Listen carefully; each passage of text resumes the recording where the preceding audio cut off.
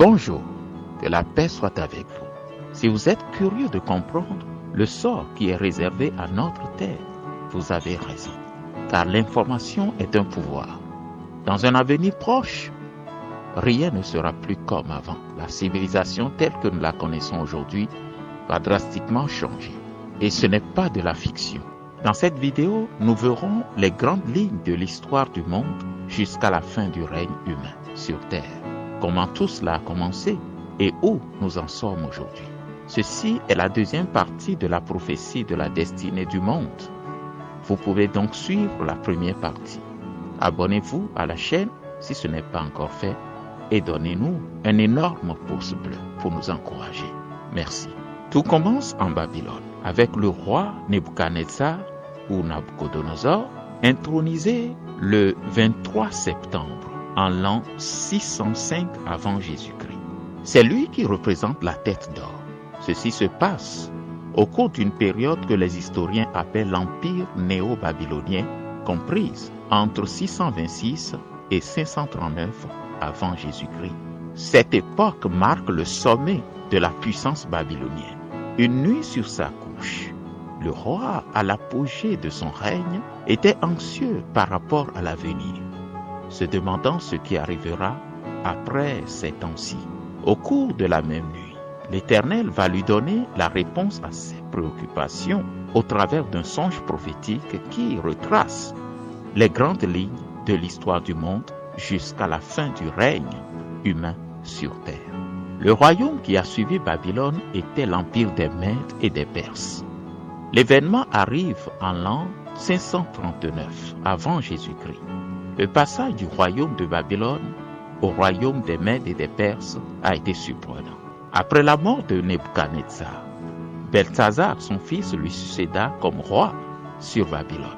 Tout allait bien jusqu'à un moment où le roi Beltsazar, comme à son habitude, avait eu envie de faire une grande fête. Malheureusement, il eut la mauvaise idée, cette fois-là, d'utiliser les coupes d'or que son père Nebuchadnezzar avait emportées de Jérusalem après avoir envahi Israël en 597 avant Jésus-Christ.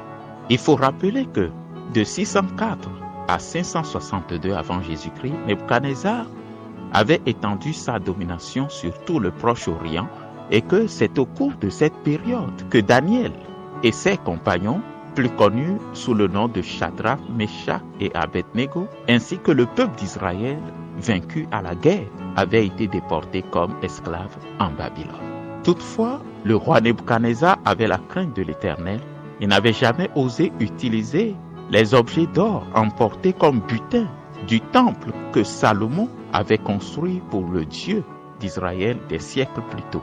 Mais cette nuit fatidique, le roi Beltsazar eut sa grande fête et entreprit de boire son vin dans une coupe en or venue tout droit du temple de Jérusalem. C'était une très mauvaise idée. C'est alors qu'une main mystérieuse écrivait sur le mur à son intention. L'Éternel n'avait pas supporté son audace. Cette histoire est relatée en détail dans le livre de Daniel au chapitre 5, à partir du verset 1. Le roi Beltsazar donna un grand festin assez grand, au nombre de 1000, et il but du vin en leur présence. Beltsazar, quand il eut goûté au vin, fit apporter les vases d'or et d'argent que son père Nebuchadnezzar avait enlevés du temple de Jérusalem afin que le roi et ses grands et ses femmes et ses concubines s'en servissent pour boire. Personne ne pouvait donner l'explication des écritures qui étaient griffonnées sur le mur. Finalement, Daniel fut appelé à la rescousse. Voici l'écriture qui a été tracée, comptée, pesée et divisée. Et voici l'explication de ces mots. Comptez. Dieu a compté ton règne et y a mis fin. Pesé, tu as été pesé dans la balance et tu as été trouvé léger. Divisé, ton royaume sera divisé et donné aux Mèdes et aux Perses. La même nuit, son règne prit fin, avec l'arrivée des Mèdes et des Perses. Dans Daniel 5, verset 30, nous lisons « Cette même nuit, Beltsazar, roi des Chaldéens, fut tué, et Darius le Mède s'empara du royaume, étant âgé de 62 ans. » Ceci se passait en 639. avant Jésus-Christ. Ce royaume des Mèdes et des Perses, représenté par le buste en argent, s'étendait depuis le Proche-Orient jusqu'en Égypte. Mais il n'était pas aussi puissant que Babylone. Le troisième royaume, représenté par les reins, avait vu le jour en 331 avant Jésus-Christ, avec l'arrivée foudroyante d'Alexandre le Grand. Il était un terrible conquérant. L'histoire relate qu'il était devenu tout triste et en pleurs lorsqu'il s'est rendu compte que la conquête était terminée, puisqu'il n'y avait plus de royaume à conquérir. Il était un terrible guerrier. Après lui, ses successeurs n'étaient pas aussi redoutables que lui. Le royaume affaibli fut divisé en 4, la Thrace, la Syrie, la Macédoine et l'Égypte. En l'an 168 avant Jésus-Christ, les Romains prirent la relève et fondèrent le 4e royaume. La rigidité de leur règne leur a valu le nom de l'Empire de fer. Et près de 5 siècles plus tôt, Dieu l'avait identifié à Daniel sous le symbole prophétique de jambes en fer. Jules César a été l'un des rois ayant dirigé ce royaume ou cet empire et qui fut assassiné en l'an 44 avant Jésus-Christ. Hérode le Grand, dont il est question dans l'Évangile selon Matthieu au chapitre 2, était l'allié romain qui régentait Israël jusqu'à la naissance de Jésus à Bethléem. C'est lui qui a fait tuer les enfants mâles à Bethléem.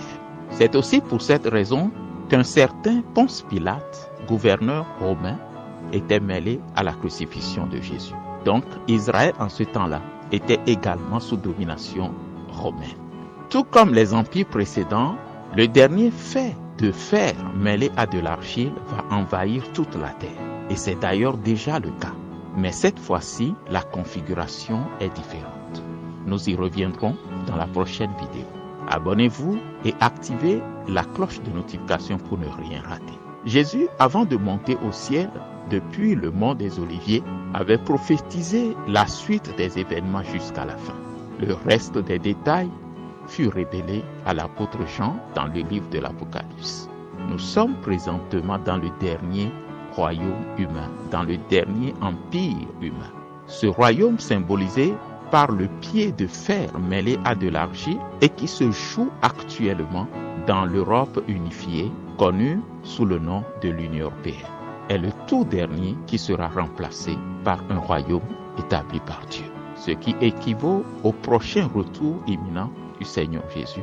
Vous ne voudriez pas rater le prochain épisode qui concerne le temps présent. Que le Seigneur bénisse et vous donne la paix. À très bientôt.